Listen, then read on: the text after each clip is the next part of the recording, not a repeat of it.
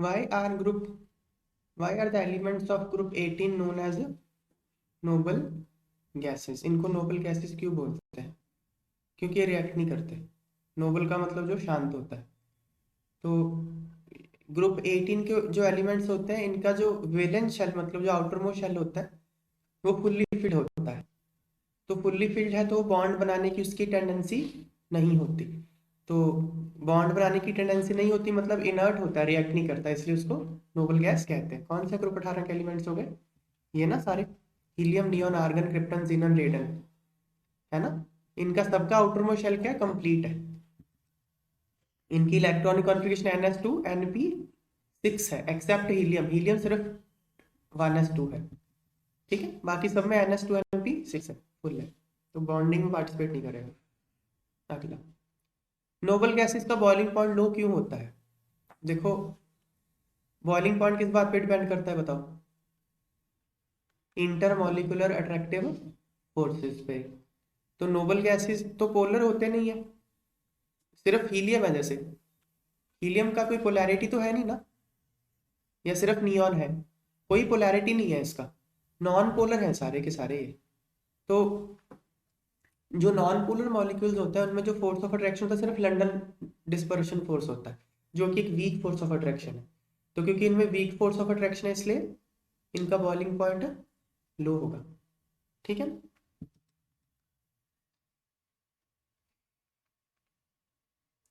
Radon की study को difficult है, रेडॉन की केमिस्ट्री को स्टडी करना डिफिकल्ट है। क्यों? क्योंकि रेडॉन रेडियो एक्टिव है, इसलिए उसकी केमिस्ट्री को स्टडी करना डिफिकल्ट है। ओके, याद रखना है रेडॉन क्या है, रेडियो एक्टिव है।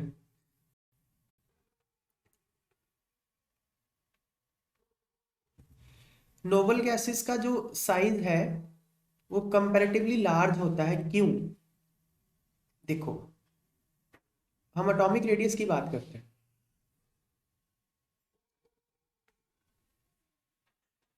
हमने पीरियोडिक टेबल में ट्रेंड पढ़ा है, रेडियस का क्या होता है। यहां से यहां जाने पे रेडियस क्या होता है? Radius decreases, left to right across the period radius decreases. तो उस अनुसार तो अगर हम सेकंड पीरियड की बात करें, इसकी बात करें, ठीक है, तो नियॉन का रेडियस सबसे कम होना चाहिए था, ठीक है ना। तो एक बार हम फैक्टर स्टडी करते हैं, जब हम लेफ्ट टू राइट जाते हैं तो क्या क्या फैक्टर्स होते हैं वो हम स्टडी करते हैं। जैसे बोरॉन और कार्बन की एग्जांपल ले लेते हैं। बोरॉन में आउटर मोस्ट शेल में कितने इलेक्ट्रॉन है? 3। आउटर मोस्ट शेल में 3 इलेक्ट्रॉन है बोरॉन में। कार्बन में आउटर मोस्ट शेल में कितने हैं? 4। बोरॉन में नंबर ऑफ प्रोटॉन्स कितने हैं? 5। कार्बन में नंबर ऑफ प्रोटॉन 6 है।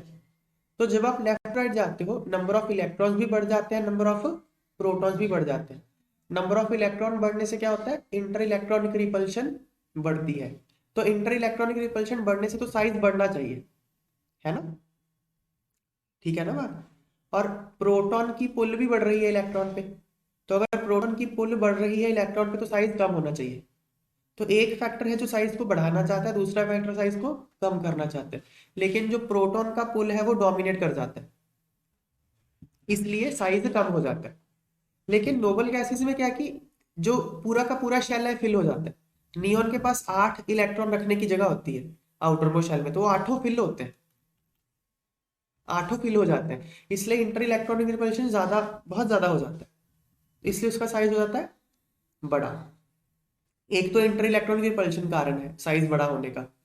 दूसरा कारण है कि जो हमारे पास डाटा अवेलेबल है ना, देखो रेडियस भी दो तरह, रेडियस हमने पढ़ा है, एटॉमिक रेडियस हम 3 तरह से रिकॉर्ड करते हैं, कोवलेंट रेडियस, वॉन्डरवॉल रेडियस और मेटालिक रेडियस।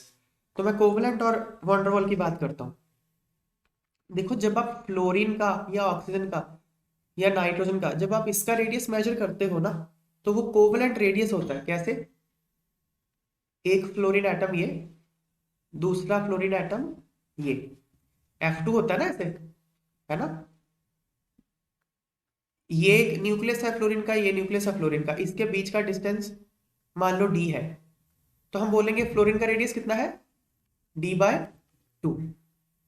ये हो गया कोवलेंट रेडियस, मतलब कोवलेंट बॉन्ड बनाया था फ्लोरीन ने, उसका आपने inter atomic, inter nuclear distance का हाफ कर दिया। तो उसमें जो ये ओवरलैप रीजन है ये तो फिर कम हो जाएगा ना, मतलब ये इस ओवरलैप रीजन की वजह से जो एक्चुअल वैल्यू है रेडियस की वो तो ज्यादा होगी, लेकिन आप जो मेजर करोगे वो कम हो जाएगी। समझ आई बात है। लेकिन एक होता है वॉन्डरवॉल रेडियस। वॉन्डरवॉल रेडियस पता है क्या होता है? नॉन बॉन्डेड एटम्स के बीच का डिस्टेंस। जैसे मुझे फ्लोरीन का वॉन्डरवॉल रेडियस अगर मेजर करना हो ना, एक फ्लोरीन का मॉलिक्यूल ये है, दूसरे फ्लोरीन का मॉलिक्यूल ये होगा, ठीक है ना। सॉलिड स्टेट में लेना आपने, गैसेस में तो बहुत दूर दूर होंगे। एक फ्लोरीन का मॉलिक्यूल ये, दूसरे फ्लोरीन का मॉलिक्यूल ये। Now these are bonded atoms, these are bonded atom, these are non bonded atoms. इसने तो बॉन्ड बनाया नहीं हुआ। आप इसके बीच के दो न्यूक्लियस ले लो, इसका डिस्टेंस मेजर करो, इसको हाफ कर दो, वो होगा वॉन्डरवॉल रेडियस। अब वॉन्डरवॉल रेडियस ज्यादा है या कोवलेंट रेडियस ज्यादा है बताओ?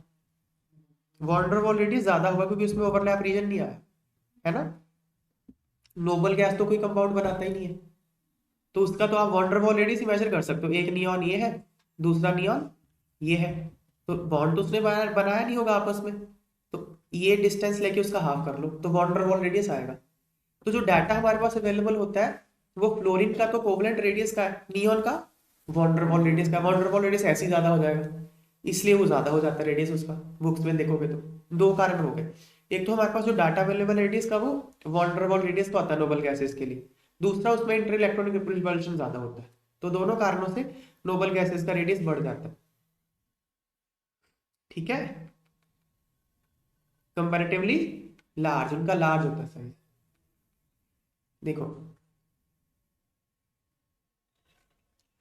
noble gases have comparatively large atomic sizes because of following reasons. पहला, noble gases have completely filled subshells, hence inter-electron repulsions are large. Subshell fill हो गए तो इंटर इलेक्ट्रॉन रिपल्शन ज्यादा हो जाती है। In case of noble gases radius corresponds to van der Waals radius, where as other elements atomic radius corresponds to covalent और metallic radius. इसलिए van der Waals radius की वैल्यू लार्जेस्ट होती है, ठीक है। अगला, which the following does not exist. देखो ये बात याद रखना, आर्गन, नियॉन और हीलियम के कंपाउंड कंपाउंड अभी तक पता नहीं है, अभी तक डिस्कवर नहीं हुए, ठीक है। किस किस के? पहले तीन नोबल गैसेस हीलियम, नियॉन और आर्गन, इनके कंपाउंड अभी तक डिस्कवर नहीं हुए, तो फिर ये तो एग्जिस्ट कर ही नहीं सकता। समझ में आ गई बात? जीनॉन के हैं, ठीक है, जीनर, क्रिप्टन और रेडन के हैं कंपाउंड्स,